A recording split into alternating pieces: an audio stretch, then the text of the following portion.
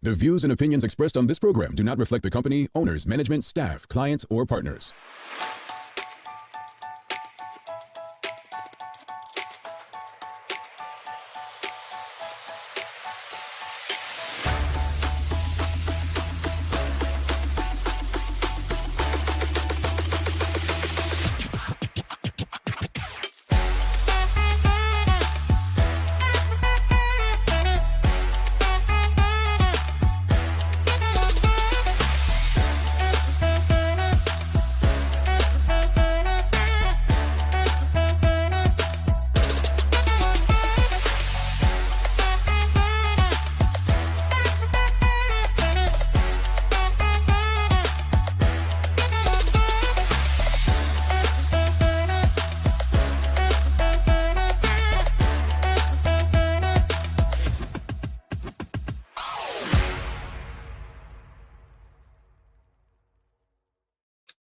It's Thursday, the 19th day of December 2024. Welcome to Bermuda's Daily Talk Show. It's the Daily Hour brought to you by the BAC Group of Companies, Medical House Lenders, and People's Pharmacy. I'm Jamal Hartman, and Maya Palacio will be with us in a bit to bring you the latest in the news break brought to you by People's. How's everybody doing today? It's Thursday. It's a Thursday. We have one more live show before the end of our 2024 run. And I say live show because I don't know. Maya may put me to work next week. She say, hey, let's do recorded something, or the team might come up with something. So this is the second last live show. Tomorrow will be our final live show of the calendar year until we return in 2025. So feels good to be here. David Michael Wilson says, happy Thankful Thursday. Oh, and a happy Thankful Thursday to you as well, sir. Suzanne Ingham says, awesome, thinking Thursday, Jamel and Maya. And an awesome thinking Thursday to you as well. Where's everybody at? It's Thursday. Is everyone already on holiday? I know a lot of people have been saying they're going on vacation. I saw someone, I'm not calling any names, but they're going to be out for like a month. Anyone going on vacation where you're not returning until like January 15th or something like that? Like, there are a lot of people taking time. And I do not blame you. Take your time. And to be honest, now is a better time than ever because so many others are taking time off as well, So take your time if you're able. Take your time. Suzanne says she is at work. She says, I'm at work. Alrighty, Suzanne. Cool. Somebody's got to do it. Everybody can't go, right? Anyway, greetings, everyone, and thanks for making us part of your daily routine. A good one today as we welcome one of our TDH community members. Last week we had Trouble and Trotty. This week we have Roslyn Famous. And so we're going to be talking about what she does. And you know what? Remember, I made a fool of myself when the governor was on, right? So she corrected me before the show. It's Lingovox. I don't know what I said, but it was not close to that. But we're going to be talking about, how she ended up translating for people beyond Bermuda. I think it's an interesting story. So stick around for that. We have more holiday trivia for you. So as you can see, I don't have a co-host today. So that means one of you are going to get lucky enough to answer correctly. All right. Don't forget to subscribe on our website. Follow us on all of our social media channels to stay up to date with all that we have going on. Help us grow beyond the mic as we do our part to continue to improve our community. And don't forget tomorrow's show. Remember, all those unclaimed prizes, we will be doing a giveaway tomorrow. So you don't want to miss it. All right, here we go. Question of the morning. Oh, I'm sorry, Nicole Hassel. She says, what? Oh, no. Well, we've got to give a break. And look, I know you haven't seen maybe Sancha and Mia lately, and even Larry. But as you know, Nail Bar, Sancha owns that, one of her businesses, and she's been busy. Mia with casino and retail, she's been busy. So it's just a busy time of year. Maya needs a break. look, I don't say this to make her feel uncomfortable or to make her look better than she is, but she's one of the hardest, if not the hardest working person in this space. You know what I mean? She needs a break. I hope she takes one. Beyond the daily hour, but she needs a break. And so people need a break. And we'll miss you guys. We will miss you guys. Trust me. But we're going to take a break and we're going to give you a break from us. Right. So we'll be back. And we won't be long. We'll tell you, just follow our social media. We'll tell you when we'll return in the new year. All right. But here's the question of the morning. What concerns you most about Bermuda heading into 2025? What concerns you most about Bermuda heading into 2025? That's the question of the morning. What concerns you most about Bermuda heading into 2025?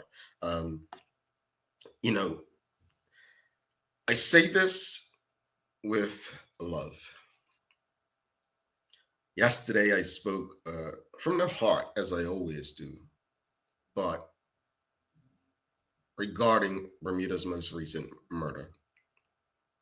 And I just, Mia and I talking last night, and it's disturbing how we respond to this stuff. And that when I say it's disturbing how we respond to it, I'm speaking about all of us.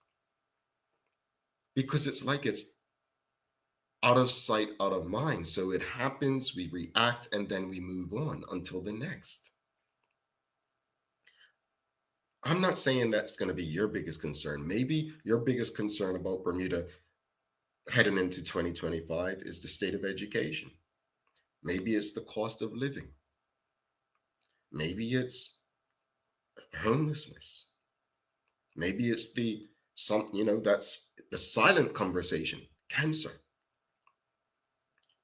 I don't know. But what concerns you most about Bermuda heading into 2025? Like, what if there's one thing that concerns you, what would it be? What would it be? I love to see people on the street. So last night, I'll share this with you.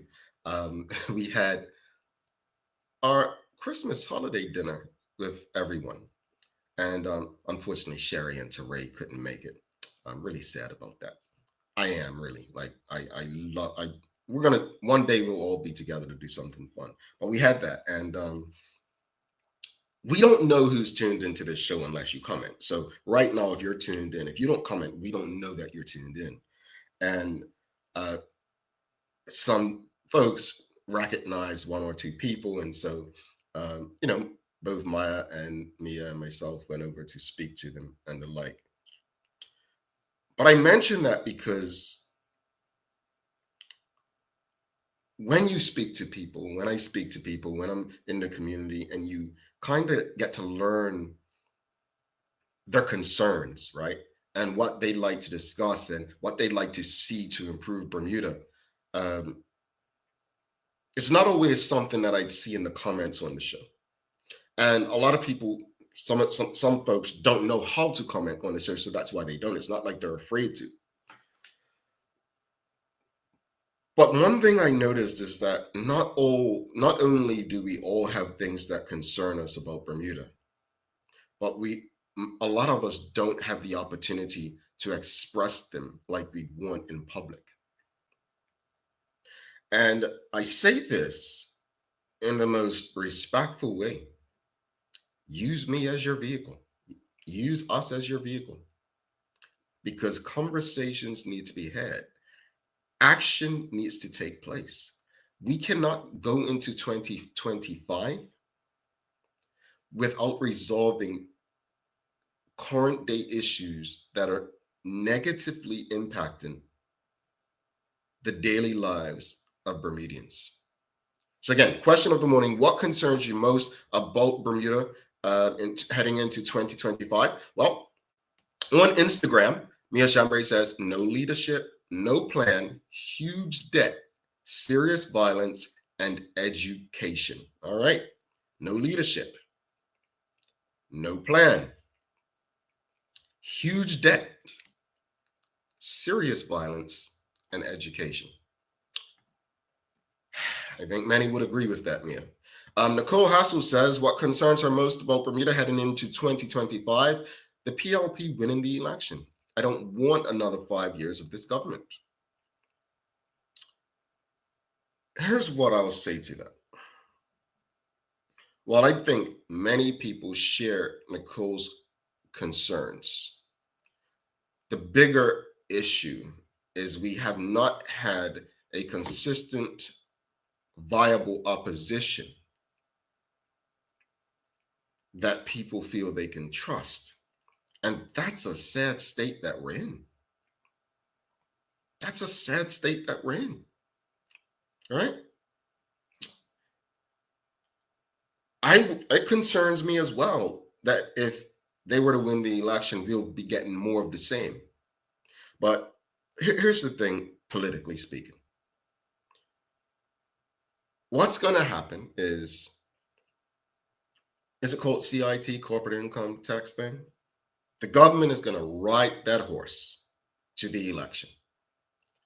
But while the country may benefit and money may be going into the coffers of the government, it needs to be properly explained how that impacts and helps Bermudians. And we're not talking about government getting into the private business of groceries and becoming a co-op. We're not talking about that. We're not even talking about an additional $100. I'll give you this, guys. David Burt, Premier of Bermuda, announced last week, if I'm not mistaken, he said they're going to raise the duty-free allowance from $200 to $300. Didn't I read that somewhere? Didn't I read that? Didn't Maya tell me that? Well, if you remember, it was $100, and then former Premier Paula Cox took it to $200, right? Electioneering. All I'm going to say, it didn't work then, but it's up to you whether it works now. Folks, what concerns you most about Bermuda heading into 2025? That's the question of the morning. What concerns you most about Bermuda heading into 2025? Marquita Lee says violence, healthcare, and cost of living. Yeah, I think that's consistent. I think that's consistent. Janelle John says, I'm always worried about the school system here. It feels just like the schools are used as a convenient experiment over the years. I think that the year that we've had in education, I think that's valid. I think it's extremely valid. When you look at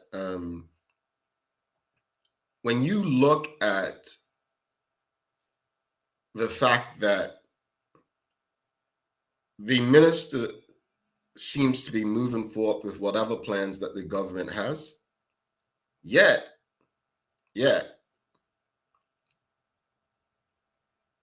doesn't seem to have the teachers and staff to actually teach them. So you can't say you're going to do have a school focused on woodwork and carpentry, but you don't have the educators for it, right? I would concur. The school system in Bermuda has become very worrying. What else concerns you most about Bermuda heading into 2025, audience? Headline Swan says the educational system and the violence. Okay. Education system and the violence. Amari Simon says lack of transparency and new ties with questionable jurisdictions damaging our credibility. Well, I don't want to speak for Amari, but it was brought to my attention that the Premier of Bermuda shared something as it relates to Qatar.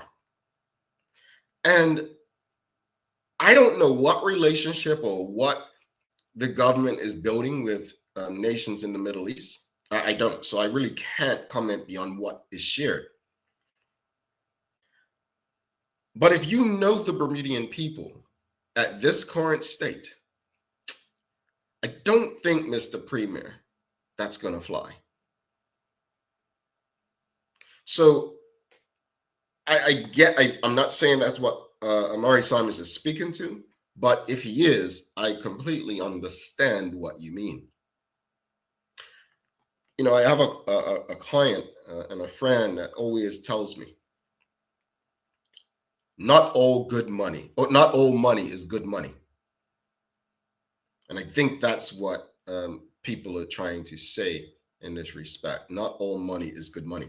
All right, what else, audience? What concerns you most about Bermuda heading into 2025? What concerns you most about Bermuda heading into 2025?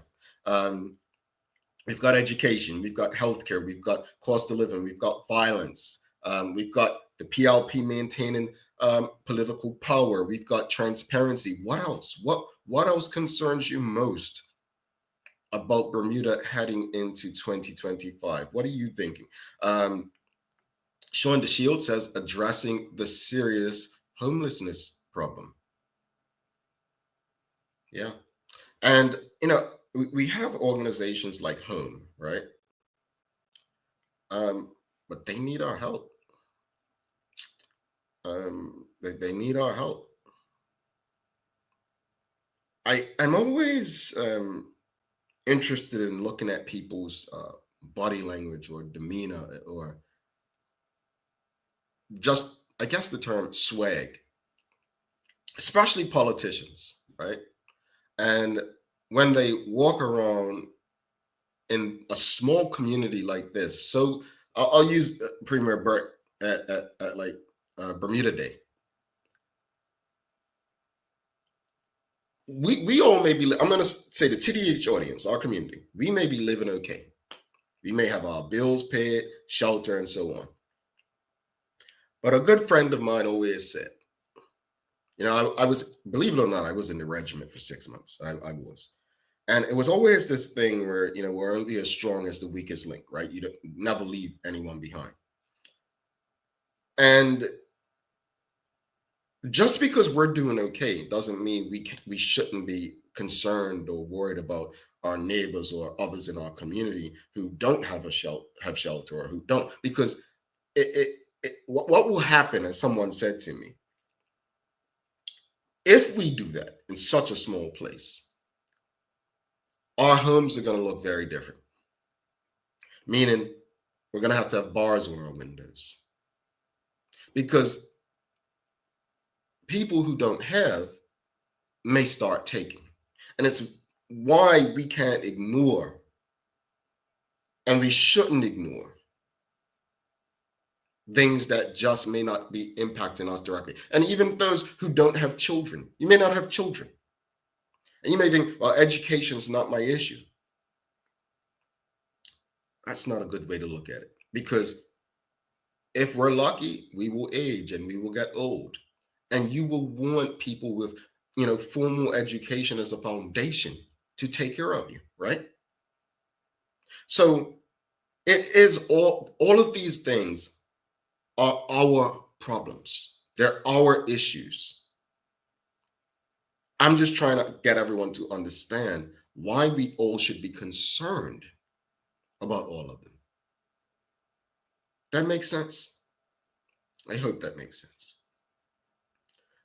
All of us have to be living well, not some of us. And so even if you have a great job and a great family and shelter and food and bills paid, health insurance, good health, there are people around you who don't. I had a CEO tell me in Bermuda recently. He said, this community is so small. It's a place where you can have someone in the IB sector making $300,000 living next door to someone who's living in a shed. Meaning there's no, in the US, they say certain zip codes, right? We don't have that necessarily in Bermuda, outside of really like Tuckertown fairylands, if we're honest. So it's not zip code living where you're living so far away from this. That's why all of us should be concerned about this. Janelle Jones says, I can't think of a problem that education is not at the core of. Indeed. You fix the root cause and you potentially fix everything else. And I think education is at the core of most issues impacting our community. Traveling Trotty says we are losing our friendly ways. Many in the morning when walking do not even say good morning. This is going to hurt us in the long term. Okay. Yeah. We've got Roslyn Famous coming up. We're talking about her journey. Lingovox. Yeah, I said it correctly. You all are not making fun of me today. We're going to be talking about how she's grown beyond Bermuda as a translator. So you don't want to miss that. Suzanne Ingham says, my concerns are the government had enough of it. No truth. I'm not a friend of AI or drones. Our people are struggling in all areas: crime, gangs, education, our youth, global stuff being pushed on us. Not all want the global involvement. Our unity as Bermudian people, division amongst us. I see it too much. Valid. I think that's another thing. It's we see things happening in other places, and we automatically think that we should do this in Bermuda.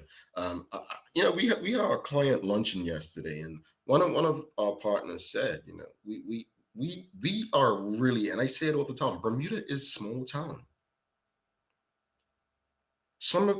We can fit the entire population of Bermuda into most stadiums. And I know we punch above our weight in a lot of areas, in a lot of spaces.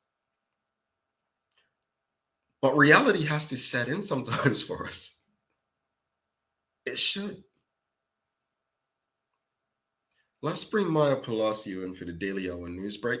Again, we're going to have a fun conversation, and someone else is going to win something or be eligible to win something with the Daily Play a bit later. So stick with us. Do not go anywhere. Let's see what Maya's got for us in today's Daily Hour News Break.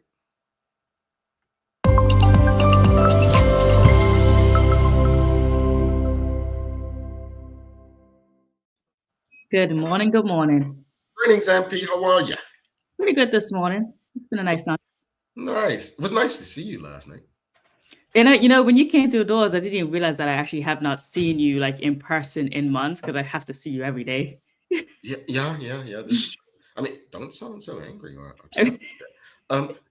Did we see each other in the summer? I can't even recall. I just remember that in October when I was on island, I came in and then you came. I left and you came in. September, I came and you. Yeah, you came in and then you left and then I came in. It's like we missed each other. The last time I think I saw you in person was in March when I came to Canada. Maybe. Was it? Gee, MP, you really don't want, man. Okay, all right. But no, nice seeing you in person. Like you're still a real person. Yeah. You're not a clone or anything. Like Get all my limbs and everything. Yeah. So and you even let me sit next to you last night. I was surprised. I mean, I didn't really have a choice. You chose the spot. Yeah, I thought you'd been like, well, you got to say all this because all the other chairs were free, folks. They were all free. I said, really were. And you didn't elbow me, so that I stayed on my best behavior. Yeah, we were good last night, MP. It was Marshall who would have got the elbow if he was. Oh, yeah, I was trying to start fights last night with the team, folks. We ain't gonna put him on the spot, but that was hilarious. By the way, if you're just tuning in, we had like our holiday Christmas dinner last night. It was good times. Maya had us working. Yes. But anyway, what you got for us today?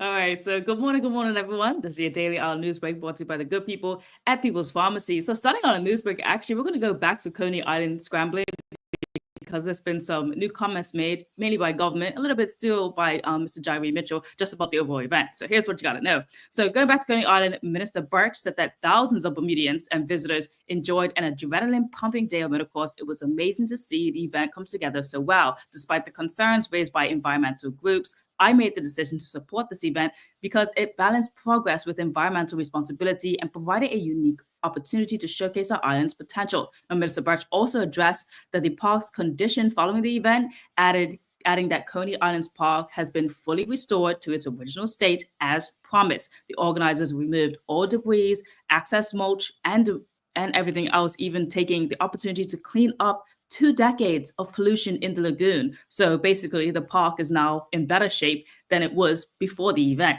he stated. Mr. Jaiwe Mitchell also noted that the enthusiasm of the international participants, saying that the overseas riders expressed their excitement countless of times about the unique experience of racing on an island. They all mentioned that the atmosphere and overall positive vibes are unlike anything they've ever experienced, and that he had over 20 inquiries asking for information on how to participate, and that it's only been 3 days after the event that he got all those questions coming to him. Also, Minister Dow did come in and say that this was a big moment, an iconic event, with over what he estimated to be 5,000 attendees enjoying a unique showcase at Coney Island, and that it was especially exciting to see veteran athletes aged 60 and over reliving their glory days on motorcycles alongside the young riders. All right, audience, we spoke about that the other day. What are your thoughts on the event? Do you think it was a great event for Bermuda to have? Let us know. Do you think it was a great event for Bermuda to have? I thought again. I'm glad it happened. Whether or not it happens again, I'm neither here or there, but I'm glad that it did go forth.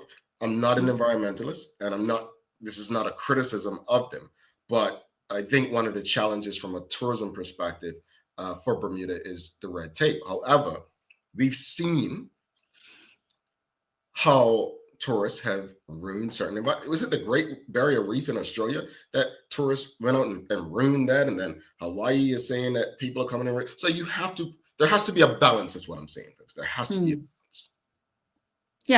Yeah, indeed. There definitely needs to be still some things put through, but gratefully, this event seemed to go off seamlessly, and there hasn't been any major complaints about it since. So, according to official notices, this is coming next up in your news break because it's always something we've got to be aware of. They mention it when they put it out, but again, we're going to have it here on the show too. According to the official notices, the police will be conducting the road sobriety checkpoints over the Christmas and New Year holiday season, with the checkpoints set to take place in all 9 parishes, so St. George's, Hamilton, Smiths, Devonshire, Pembroke, Paget, Warwick, Southampton, and Sands. So just be mindful of that is going to be going on, and that it will be starting back in December the 24th. I mean, no excuse. No excuse. You know it. You heard it here. Yeah.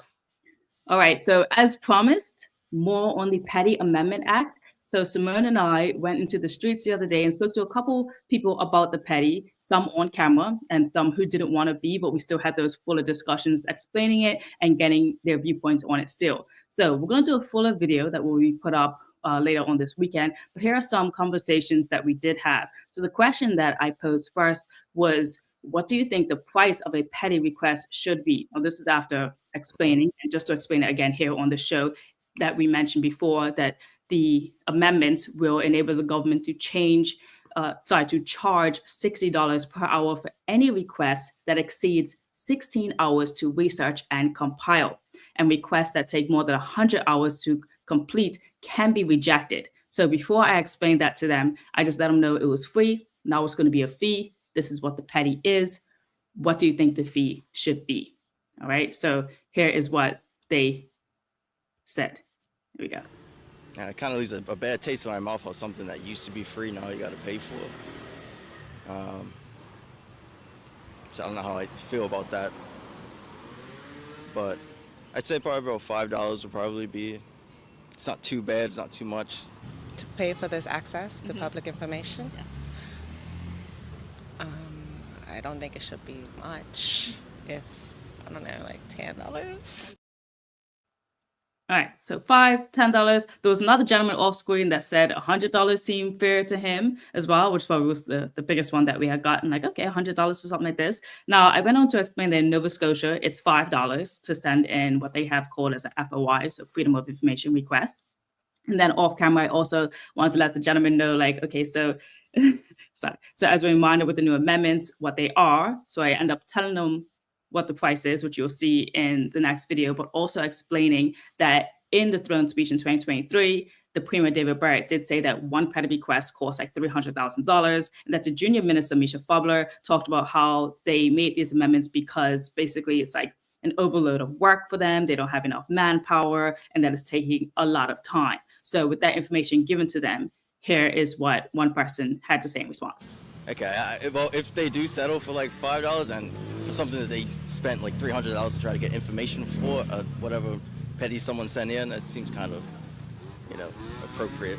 maybe. But in the grand scheme of things, I'll probably look at like what other countries are doing, and then kind of estimate it from there. Okay. Like you say, Halifax. Was it Halifax? Yeah, it did like $5. I'll look at other countries and then basically average around that amount. Well, to give you the actual amount that they're going to be giving us, Yeah. it is going to be, if it stays under 16 hours for them to find all the information, then it'll be free. If it's more than 16 hours, they're going to charge $60 per hour of looking for information. Yeah. Is Halifax $5 during the whole thing? And not just $5 per hour after? Oh, that's crazy. Oh. Okay, yeah, that's it's a bit much. And even more to it, they're putting in the amendments that if it takes more than 100 hours, they can just reject your question altogether. Okay, yeah, that doesn't fit right with me. Yeah. Yeah, Not a something fan? isn't right. Not a fan at all. Yeah, something's not right there. Yeah. So, I think we have a valid question here, David Michael Wilson. How are the hours calculated as 16 hours could simply be 2 days, right? Look, I'd love to put a question to former Premier Alex Scott, who drove this initially, to ask him how he feels about this move by the current administration. Wonder what he would say. I don't think his intent was for it to be, follow our other jurisdictions where they have to pay a fee. Audience, what are your thoughts? Do you agree with a fee? Yes or no? Well, Suzanne says, why should we have to pay for Patty? We should not have to pay for what we, the public, should know. Well, everything does have a price, though, Suzanne. yeah. But there was actually that question that was posed. Another person who also did not want to be on camera, but she had asked, like, how do we know that they're spending the 16 hours actually looking in the right spot? What if they make a mistake and like they're looking somewhere else? Do we have to pay for that mistake? Of them like going through incorrect files and then realizing, oh, whoops, this isn't actually the right thing.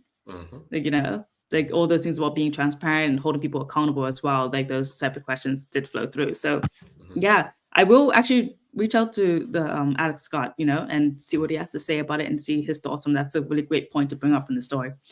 All right, so we're going to close out with some sports news right now, guys, and really great and fantastic achievements made by Bermudian Ariana Devine. She claimed 3 medals representing the South at the recent national finals at the Independent Gymnastics National Training Center in Lancashire. So Devine, who competes for Miss Poppy's Gymnast Club in England, finished first on the floor and second on the beam and all around. The 12-year-old who qualified for the nationals as the South Regional champion in her category was all-around champion in her IGA Level 9 and Level 8 national competition in 2021 and 2022. So she has been doing amazing stuff. So Aria, who began her gymnastics career at the Bermuda Gymnastic Association at the age of 4, in the sister of top Bermudian motorcycle racer Devine, who competes in the UK and Spain. So a family full of athletes right now. And a spokesperson from the club told the Oxford Mail that no post can put into words how proud they are of all of their gymnasts and coaches from the weekend's IGA National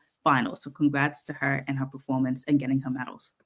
Simone Biles, watch out! You are coming.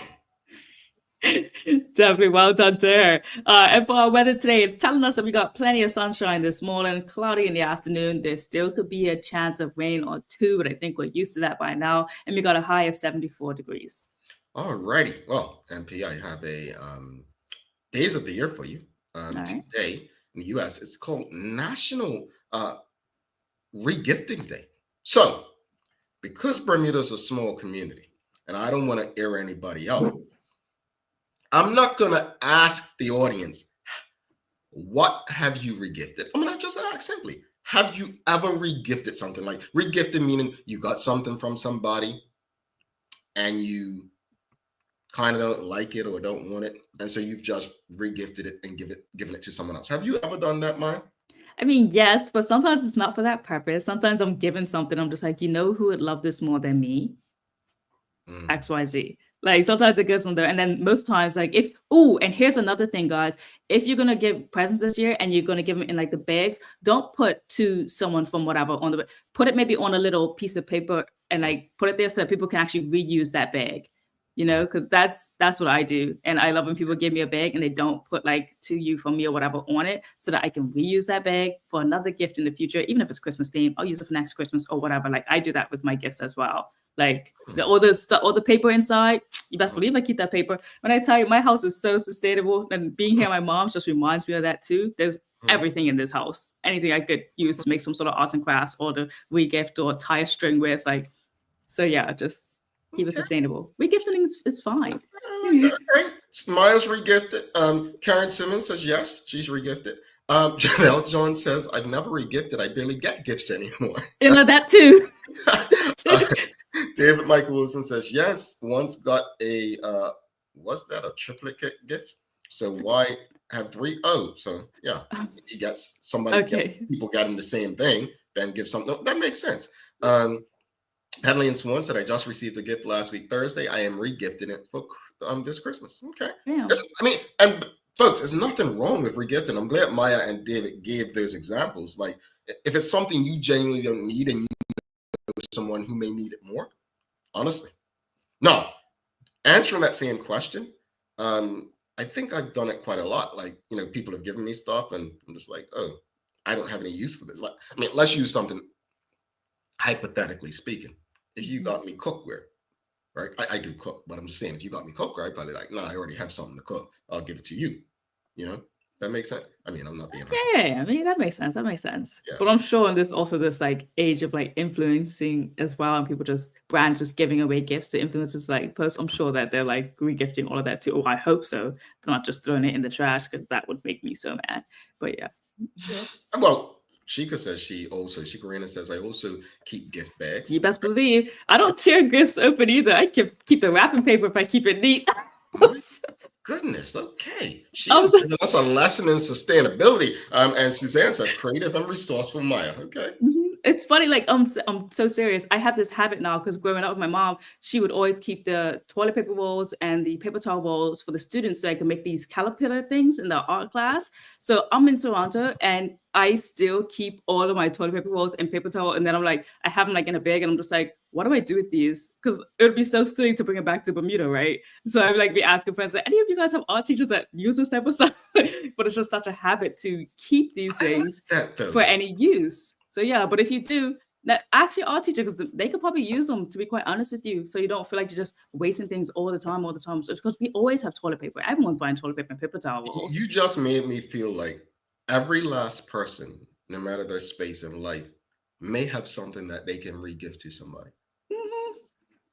You never know how important it could be. We had these hamster wheels as well at Noah's Ark that like no one has hamsters anymore. So we end up gifting them to like art teachers, which is another story too. Like, I don't know why people just don't have hamsters anymore. But yeah, we end up giving them to art classes so they can use it to make stuff with them.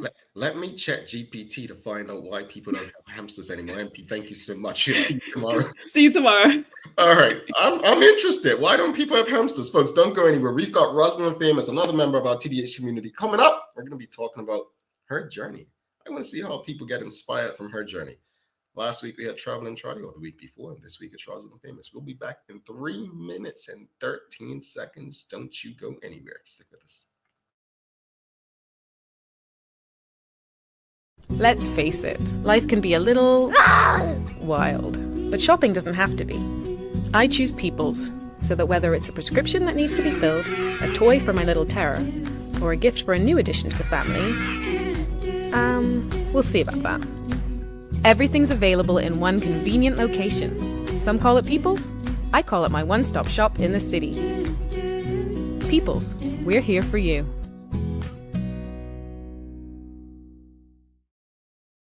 Welcome to the new bulk store, Lindo's Next Level. Wake up in the morning with enough coffee to keep you running throughout the entire day.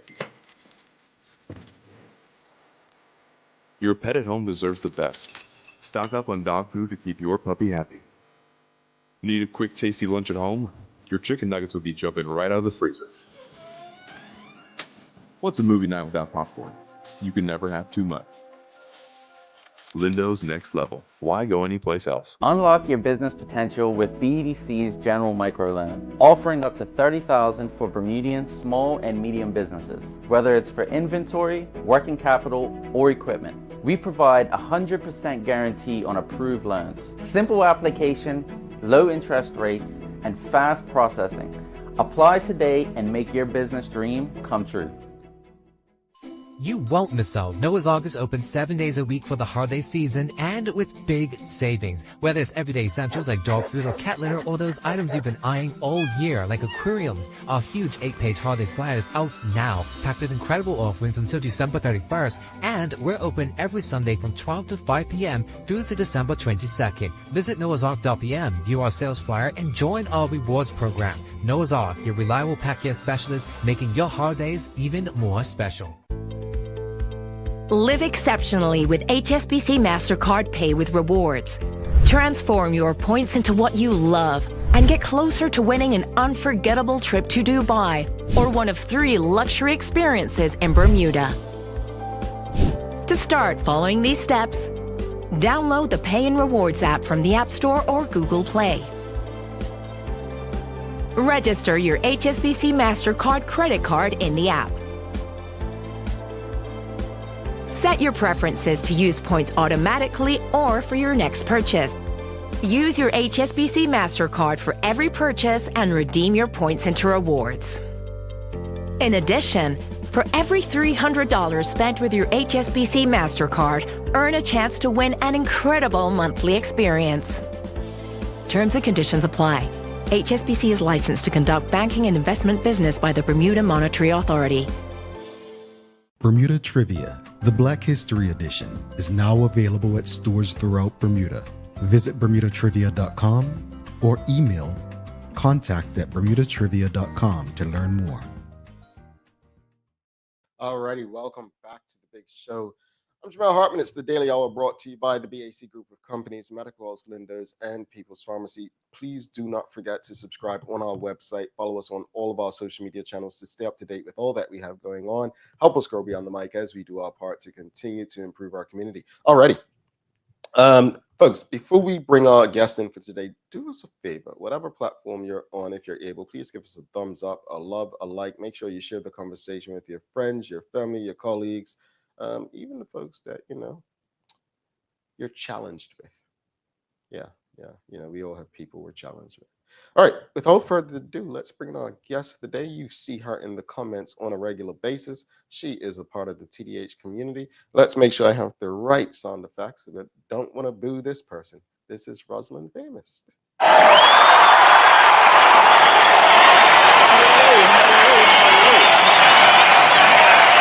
First off, thank you for doing this with us. Morning.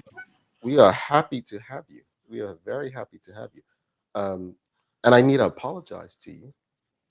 So when the governor was on, I'm not here for the governor's entertainment, but she couldn't stop laughing when I pronounced Lingovox wrong.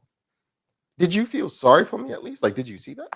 No, it's been happening for a while now, Jamal. Every time I come on under the name, you're messing up my company name, man. Like, how you do me like that, man? Come on. You know what? It's all right, though. I'm a forgiving person, so just know that. I knew one day I'll be able to catch you. I'll be able to let you know how it actually sounds. But you know what's funny? As accessible as everyone is, you never ever say it. That's not how you pronounce it. You just say, I'm gonna catch him. I'm gonna catch him. I'm not gonna embarrass him. I appreciate you not embarrassing me and making fun of me. The governor broke my heart that day, but thank you once again for being able to have a conversation. But for those who only see you in the audience and they just say, "Oh, that's Roslyn Famous," she comments, or Lingovox, because you do use that sometimes. Just tell the audience a bit about your background and what it is that you do. All right. So, morning, everybody. Buenos dias. ¿Cómo están? I am a translator by profession. A little bit of my background. I was born and raised in Bermuda, and went up until high school, and then I went off to college to study languages. And then I got my master's degree in translation in Puerto Rico. And the original plan was to be here for about 2 years and then move on to something else. But I have now been in Puerto Rico for quite a while. I won't put the number of years. And and I now run a language company based both here, and I also have clients in Bermuda. So it's kind of international. And but yeah, so I do translation. Now a lot of people wonder, what is translation? So Yes, help us understand, because help me understand that. Yes, so translation and interpretation. So translation is basically if you get a document like in any language that you don't understand and you want to know what it says, then nowadays you guys have Google Translate and you have ChatGPT and all that stuff. But for very important documents, you're going to want a professional translator to handle that for you. So we would do that. That's what translation is. So basically changing one document from one language into another. And then interpretation is basically the same thing, but it's all the spoken part. So when you see somebody like on Miss Universe or like in the courts, those are interpreters. Got it. So I want to touch on that before we go any further, but you mentioned ChatGPT, Google Translate. Do you see that impacting an audience? If you have questions for Roslyn, send them through. Do you see that impacting the overall scope of what you do in the near future? Oh, most definitely. Is there an echo, or is it just on my side? Okay. So it definitely has an impact on us. There's no denying that. Because now people have basically. But that doesn't mean that we're out for the count. Translators have been here hand in hand with technology since the beginning of time, since the printing press, since the age of computers, since the age of other programmings that has worked with automating translation. And we are still here. We're one of the oldest professions. And so it's about adapting. One thing about translators, we have to adapt very quickly to technology, and we're very good at that. So it does have an impact, but we can't sit around and wait for it to take over. Yeah, indeed. Let's go back even further, though, because how does a Bermudian decide that they want a career in what you're doing? Wow. My story, the way a lot of people get into translation for a lot of different reasons. So my reason, honestly, was I wanted to be a spy, because, and this is the importance of teachers. My teacher at college, she was my Spanish teacher.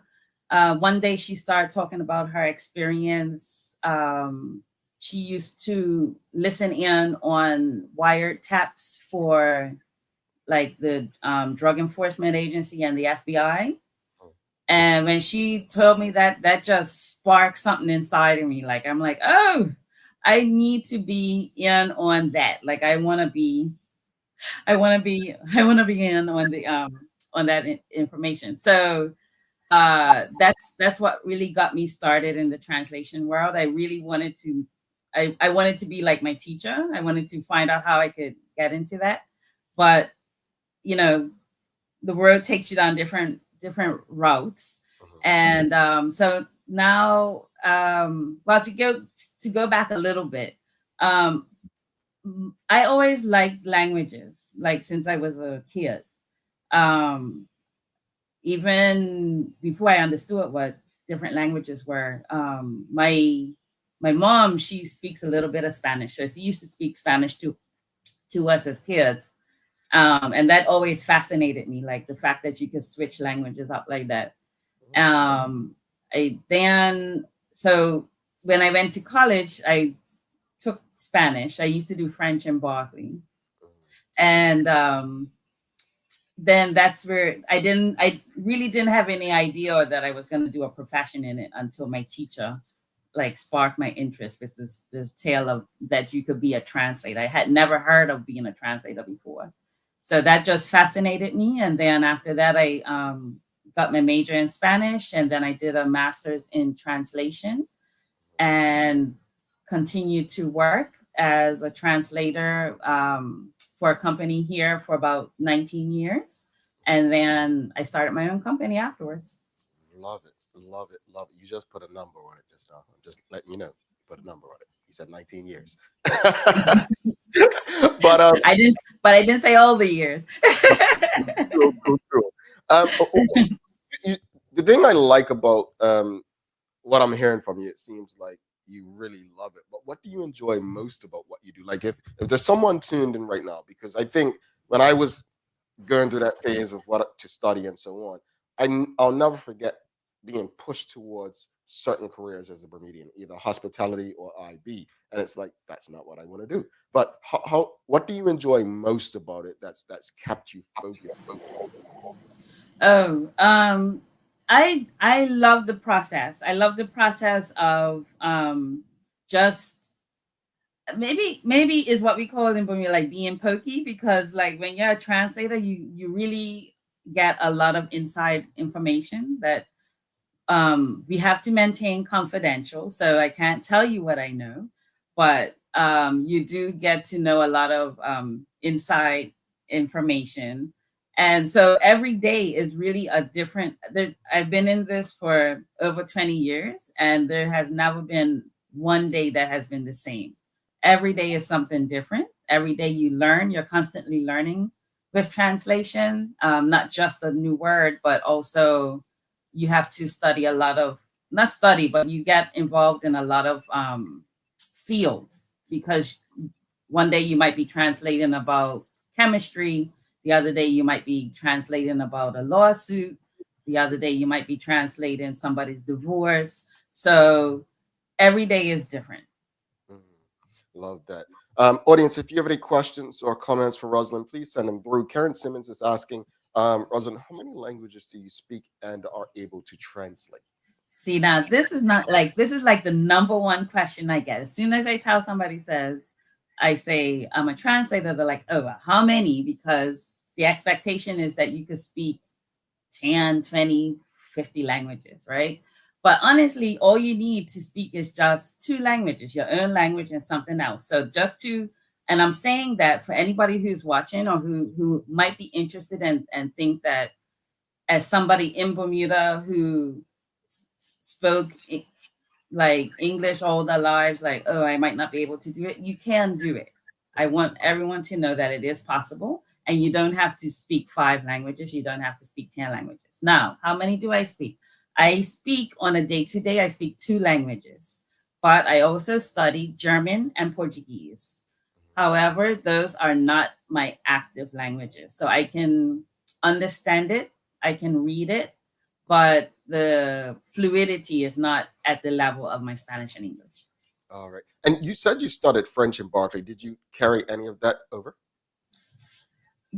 French helped me to learn Spanish, and then Spanish helped me forget French. Got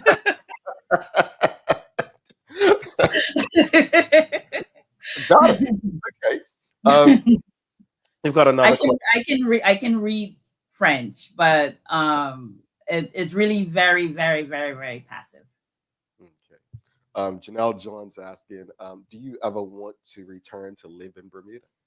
Well, yes. Now, this is going to be a controversial subject. So I actually, when I did graduate, I intended to move back to Bermuda. Now, I'm saying this as an anecdote, not as anything bitter. So at the time, this was many years ago, people still didn't know what being a translator was, didn't know about interpretation. And the only outlet for me to practice my profession was on a volunteer basis so I could sign up to work in the court, but I didn't know when they would call me, if they would call me or anything. So there really wasn't a demand for what I did in Bermuda. So that's the up and down side of it, is, not being able to to do it. Back then, the remote work wasn't possible, right? It wasn't a thing, right? So it was it wasn't an outlet. So I had to look elsewhere to do my work. Okay.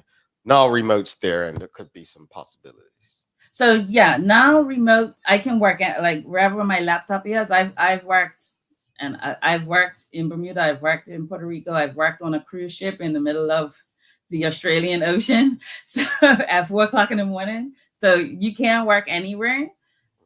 The difference is cost of living. So that will be the factor, because what I would have to charge to live in Bermuda would not be sustainable to run a business.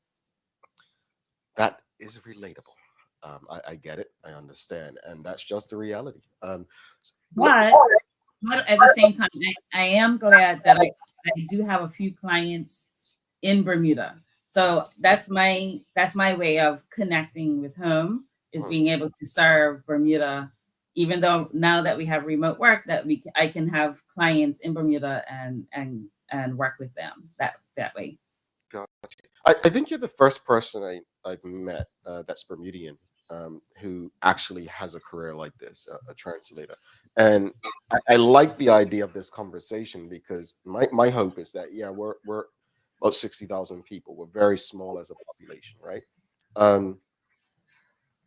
I want people to feel inspired that they can major in different things, and if there's no opportunities in Bermuda, grow beyond Bermuda.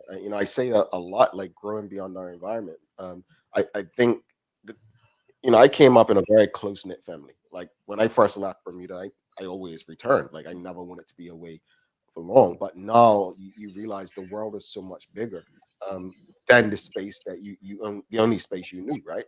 But what is like the downside of having a career like yours, where you're away from family and friends? Like what is that like? Well, I mean, you just said it, right? Being away from family and friends is always a downside. But I've been away for school since I was 16. So not that we have the family connection. There's always phone calls and whatnot. You do miss like special occasions or something that might pop up that the family gets together, and you're like, oh man, I can't fly home because that's like too expensive just for me to pop in for a family picnic. But yeah, it's in that sense, it's hard. But luckily, where I am in Puerto Rico, Puerto Ricans are an amazing set of people. They're very warm, very welcoming. And since day one that I've been here, I have never felt anything but welcome. And the community of translators and interpreters here have become basically my family here. And so in that sense, where you make up, where you compensate for where you're lacking in other areas, right? And in fact, this office is is not my office. This is actually a colleague's office that he's lending me, because it looks better than my office. So and I keep him very much abreast of things that are going on in Bermuda. So he is a fan of Bermuda and looking forward to visit one day. And yeah, so I'm also the president of the Association of Translators and Interpreters here in Puerto Rico. So that says something that as a Bermudian, that I can actually head up the association, the local association here, for Puerto Ricans. So that's a honor for me. Yeah, indeed, and congratulations on that. Let's go to Travel and Trade. She's saying something interesting. Any thoughts on the new travel technology for travelers, the earphones that translate in real time? I think they're great. I think it's great. Of course, I don't know. You always have to be careful, because this technology is fairly new and language is so fluid that accuracy is not always guaranteed. But for travel and things like that, for being able to to get so that you can go. If I want to go to Thailand today, I don't know how to speak Thai. That I'm gonna be using one of those technology apps because hey, it's better than trying to struggle to catch a taxi or try and find somewhere to eat, right? So I encourage people to use that for instance like that. Where I don't encourage the use of apps like that are in critical and life-threatening situations. So when you're in the court, you don't want to use an app. You do not want to use an app to interpret as an interpreter.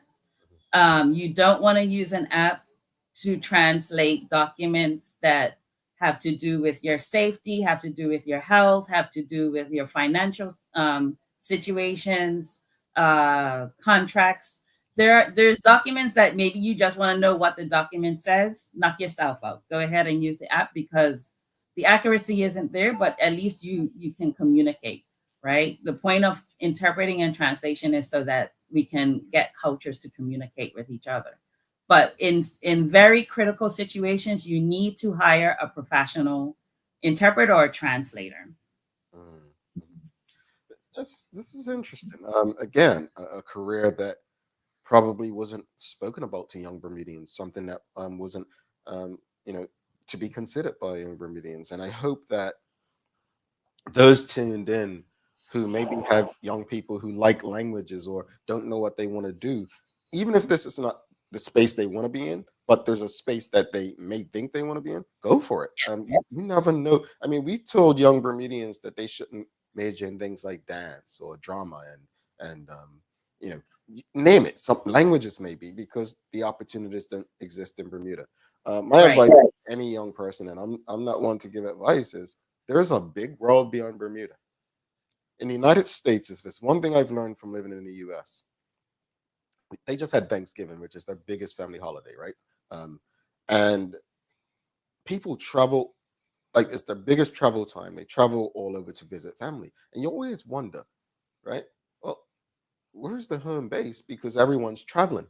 What happens is people literally leave home, leave their families behind to go and start a life of their own. And the same opportunities that exist maybe in New York don't exist in Iowa, where they're from, right? And it's no different from Bermuda. It's no different from Bermuda. So I'm actually happy that you as a Bermudian found a space that didn't exist in Bermuda, beyond Bermuda, because it's a testament and to any young person who is, thinking to study something or currently studying something and thinking that, well, there's no opportunities in Bermuda. And even if there are, there could be better elsewhere. Don't be afraid to grow beyond the only environment you know. And there's a couple of things I wanted to point with that. With that, you're not really growing beyond your environment. What you're doing is your environment evolves. So when I began to study, when I said I first wanted to be a translator, I was shut down a lot by people in power at that time. So because it was what they said is like, there's no need for that. And at first I thought I was like offended by it, but they weren't lying. There wasn't a need, but Bermuda evolved since then, right? And Bermuda's going to continue to evolve. So it may not happen right now. It might not be something that the vision might not be there right now for whatever students want to study, but they might be there in 10 years. So don't be afraid to study something else because Bermuda's going to evolve and you might be ready for that. Again, like now I have clients in Bermuda. Back then I wouldn't have had those clients. The other point I wanted to make was that, yes, Bermuda is small, but one thing we need to start thinking of is maybe we're not just 21 square miles, and maybe we are the size of the world. Wherever a Bermudian is, that's where Bermuda is. And if we tap into the power of the people, connect all the Bermudians around the world, how powerful can Bermuda be if we use the power of our diaspora, right? So that's one thing I always like to to put an emphasis on, is that the people who live abroad may not be able to be there physically, but we can contribute to the island in different ways using the power that we have elsewhere. So that's another thing I wanted to put in. Thank you so much, Roslyn. This has been a good convo. It's definitely, I really hope that the audience has found it helpful, even not just for them, but others who may be, faced with something similar. So thank you for this. Thank you for sharing your journey with us and the like. But I must ask you before you head out, how long you've been watching the Daily Hour? Since day one, my friend. Day one. Between yourself, Mark Arthur C. Phillips, Charles Jeffers, a few others, Traveling Trotty. I'm like, her name's been in. And I think, though, I'm gonna say this, of all the folks who've been watching from day one, I think you're like the only one I've never met in person. It happens a lot. Are you like, just, you see me every day, so you're like, I don't need to see him in person? That's all she is. No, don't bring me into these fights. I always stay outside of these fights. Don't even start. Now, I have to make a shameless plug for my company. I have to make it. I'm gonna use this opportunity to do that, because you're not selling, you're dying. Just to let people know. So I am the owner of Lingovox Translation Studio. We're a company that our team, we have 60 translators and interpreters around the world, mostly in Puerto Rico. So I would say about 95% are based in Puerto Rico. We don't just do translation and interpreting. We also do subtitles. So when you're watching Netflix and maybe you're watching something in Spanish and you want to know what it says in English, that's what we do. We also do live captioning. So especially for the community of the hard of hearing or deaf community, then we provide that service so that they can see what is being said in both, and we do that in both English and Spanish. And we also work with sign language, so American Sign Language and also Puerto Rico Sign Language. And we also we cover about 20 languages currently. Okay, do not judge me, audience. But am I the only one who didn't realize there was different kind of sign languages? I did not realize that till you just said American and Puerto Rico. So sign language is not a universal language. People like to think, oh, it's a universal language. It is not. I did not know that. Audience, I'm being vulnerable. Am I the only one who didn't know that? I didn't know that. I would have thought that, I don't know any signs, but I would have thought that something meant the same thing regardless, but it makes sense. It makes perfect sense because we use things. And I also want to encourage Bermudians or anybody who's watching right now. This industry is worth over $65 billion in the US alone. So there is space, there is money, there are opportunities. So don't think of it as something that is a dying profession that is just going to die off. We're here, and there's a lot of opportunities, and you don't necessarily have to be a linguist. You can work in many other areas of the profession. Okay. Well, we've got Karen Simmons says she didn't know either about the sign language.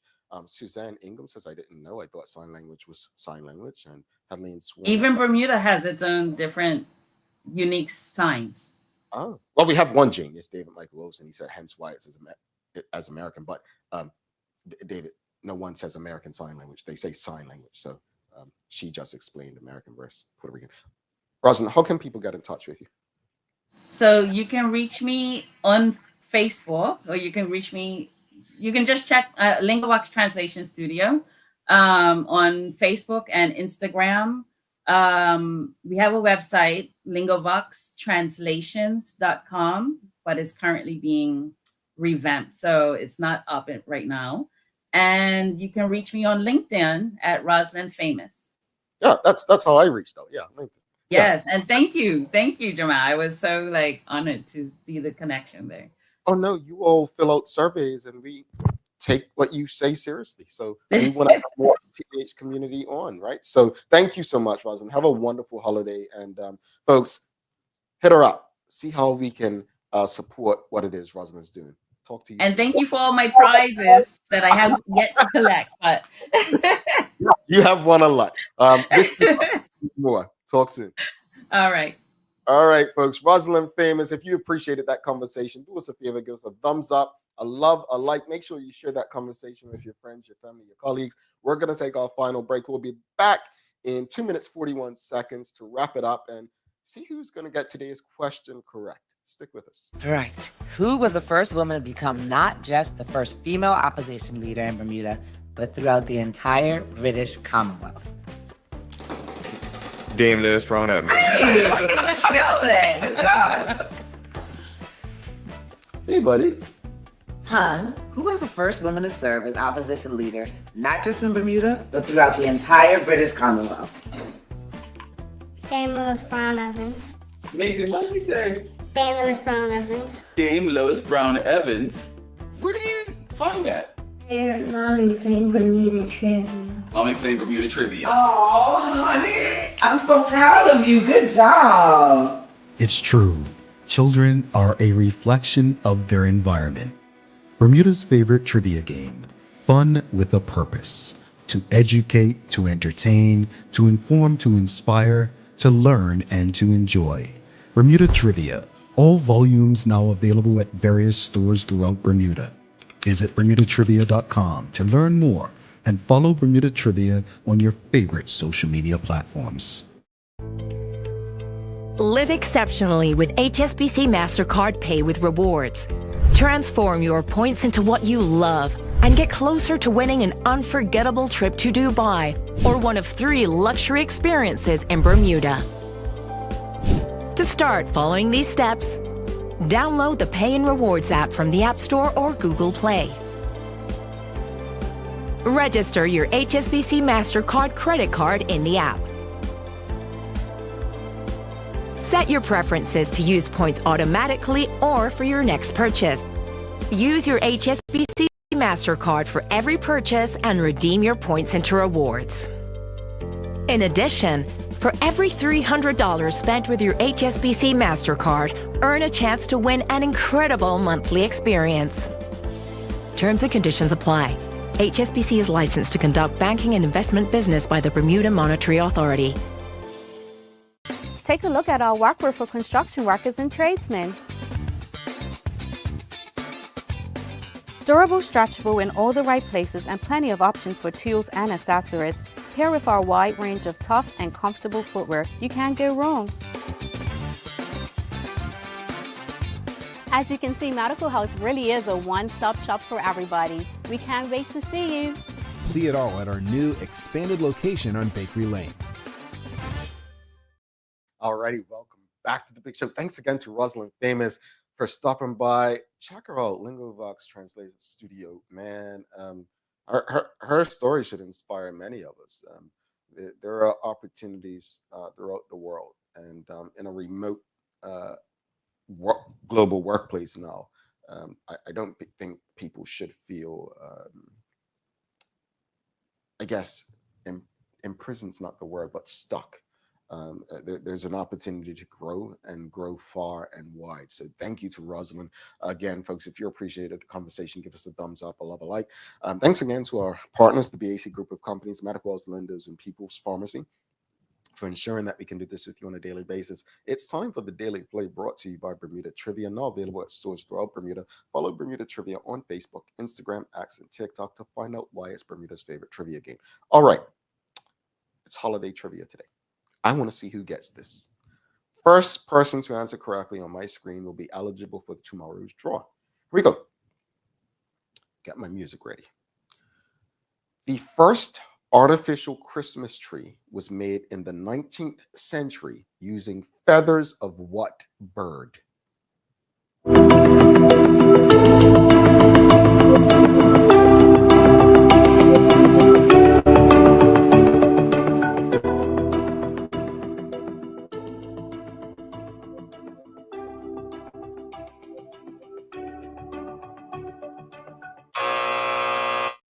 Well, someone did get it first. first. It's not a pigeon. It's not a dove. It's not an ostrich. It's not a peacock, but it is a goose. Goose. Yeah, I did not know that.